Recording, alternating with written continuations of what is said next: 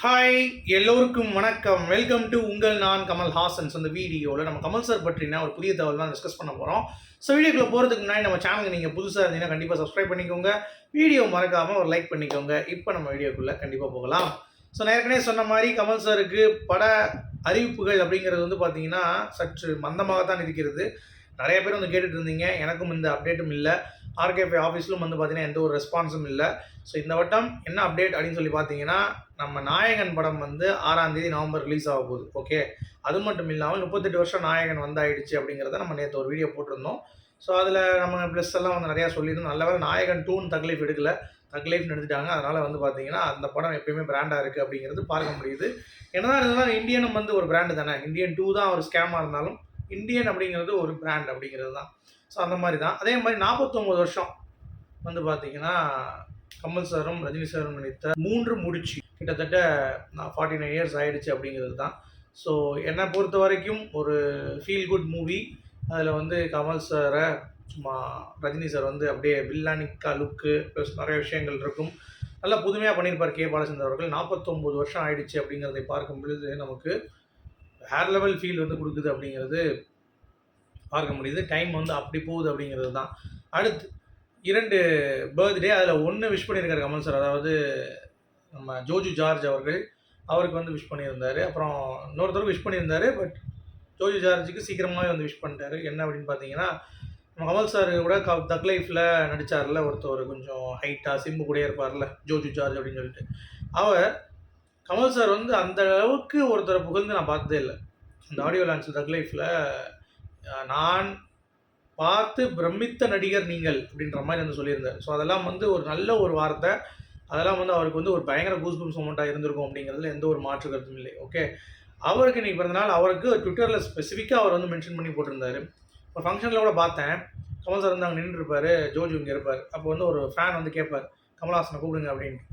உடனே ஐயோ பிசாமர் அப்படிம்பார். உடனே அதுக்கடுத்து திருப்பி ஸ்ட்ரெஸ் பண்ணி கூப்பிட்டோன்னே சார் உங்களை கூப்பிட்றாங்க அப்படின்னோடனே அவர் வந்து அப்படியே வணக்கம் சொல்லுவார். அதெல்லாம் வந்து அவர் மேலே இருக்கக்கூடிய அந்த மரியாதையும் அவர் மேலே இருக்கக்கூடிய அந்த ஒரு அன்பும் வெளிப்பட்டது அப்படிங்கிறது பார்க்க முடியும். இன்னொன்று வந்து ராஜ்குமார் பெரியசாமி, நம்ம அமரன் படத்துடைய டைரக்டர், இயக்குனர்.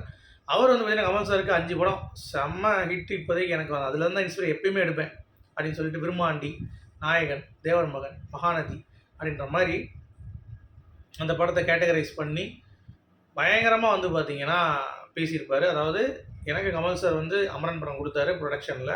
அவர் வந்து எந்த ஒரு தலையீடும் பண்ணவே இல்லை. என்னை பாட்டு ஒர்க் பண்ண விட்டார். அதுலேருந்து எனக்கு ரொம்ப குவாலிட்டியாக எனக்கு யாருமே எனக்கு அந்த மாதிரி சுதந்திரம் கொடுத்ததில்லை அப்படின்ற மாதிரி கமல் சாரை ரொம்ப புகழ்ந்து பேசியிருப்பார். ஸோ அவருக்கும் இன்றைக்கி வந்து பர்த்டே.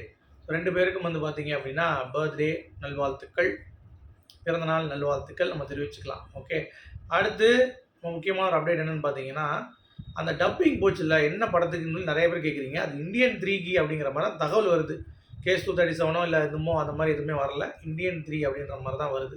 அதனால் நம்ம வெயிட் பண்ணி தான் பார்க்கணும், நிஜமாவே வந்து இந்தியன் 3 இல்லையா அப்படின்னு சொல்லிட்டு. அடுத்து பிக் பாஸில் கமல் சார் சொன்ன ஒரு கருத்து இப்போ வரைக்கும் அதை ஃபாலோ பண்ணலை அப்படிங்கிறது பார்க்க முடியுது. 2 சீசன் வந்து கமல் சார் இல்லாமல் நடத்திட்டு இருக்காங்க. 2வது சீசன் நடத்திட்டு இருக்காங்க. அதில் கமல் சார் சொல்லியிருப்பார், இந்த ஃபார்மட் வந்து எப்பவுமே ஹிந்தி பக்கம் போகாது. ஏன்னா இங்கே வந்து எல்லா சில்ட்ரனும் பார்க்குறாங்க, எல்லா வீட்டிலேருந்தும் பார்க்குறாங்க. அதனால் நான் அதை விட மாட்டேன் அப்படின்னு சொல்லியிருப்பார் ஒரு சீசன், 4வது சீசனில். ஆனால் இப்போ வந்து பார்த்தீங்கன்னா பிக் பாஸ் அப்படிங்கிறது அடல்ட் கண்டென்ட், லஸ்ட் கண்டென்ட் அந்த மாதிரி வந்து நிறையா வந்து வந்துருச்சு. நம்ம கேட்டகரைஸ் பண்ணிட்டு போயிட்டே இருக்கலாம். பிக் பாஸ் அதனுடைய வேல்யூவே இழந்துருச்சு. கமல் சார் இருக்க பிக் பாஸ் அப்படிங்கிறது வந்து எல்லாருக்கும் ஒரு எய்மாக இருந்தது போகிறதுக்கு. பட் விஜய் சேதுபதி அவர்களுடைய பிக் பாஸ், அதாவது விஜய் சேதுபதி ஹோஸ்டிங் பற்றி ஒன்றும் நம்ம சொல்லலை, அது ஓகே. பட் அந்த ஷோவோடைய தன்மைன்னு இருக்குல்ல, அந்த கண்டஸ்டன்ட் செலெக்ஷன்லேருந்து உள்ளே இப்படி நடக்கிற கண்டென்ட்லேருந்து எல்லாமே வந்து பார்த்திங்கன்னா ரொம்ப தரம் தாழ்ந்து போயிடுச்சு அப்படிங்கிறது பார்க்க முடியுது. இதெல்லாம் வந்து எனக்கு ரொம்ப வருத்தமான ஒரு ஃபீலிங் அப்படிங்கிறது தான். அடுத்து ரொம்ப முக்கியமான ஒரு அப்டேட் என்னென்னு பார்த்தீங்கன்னா, நம்ம வெற்றிமாறன் அவர்கள் அரசன் படத்துக்கு சிம்பு வச்சு ஒரு ஷார்ட் எடுத்துருப்பாங்களே இப்படி பண்ணுறது, கமல் சார் விரும்மாண்டில் பண்ணாருன்ட்டு. அதை நெல்சன் அவர்களும் சொல்லியிருக்காரு, அந்த ஸ்பாட்டில் இருக்காருல்ல. டக்குன்னு பார்க்கும்போது நான் தான் வந்து சொன்னேன், கமல்ஹாசன் அவர் பிக் பாஸில் இருக்கு எப்பயுமே இப்படி பண்ணுவார் ஒரு மேனரிசம், அது செம்மையாக இருக்கும், அதை நீங்கள் ஒர்க் அவுட் பண்ணுங்க அப்படின்னு சொன்னேன். அதுக்கேற்ற மாதிரி சிம்பு வந்து பார்த்திங்கன்னா அவர் ஸ்டைல்லையும் ஒன்று பண்ணார். பட் இது வந்து கரெக்டாக இருந்துச்சு, நாங்கள் வச்சுக்கிட்டோம் அப்படின்ற மாதிரி சொல்லியிருக்காரு. ஸோ நீங்கள் திரும்பினாலும் இன்ஸ்பிரேஷன் அப்படிங்கிறது வந்து கமல்ஹாசன் அப்படின்ற அந்த ஒற்றை பெயர் கூட தான் முடியுது. அதுதான் கமல் சாருடைய ஒரு பெனிஃபிட் அப்படிங்கிறது பார்க்க முடியுது. உங்களுடைய கருத்துக்கள் சொல்லுங்கள். மீண்டும் அடுத்த சந்திக்கும். அது வரைக்கும் குட் பை.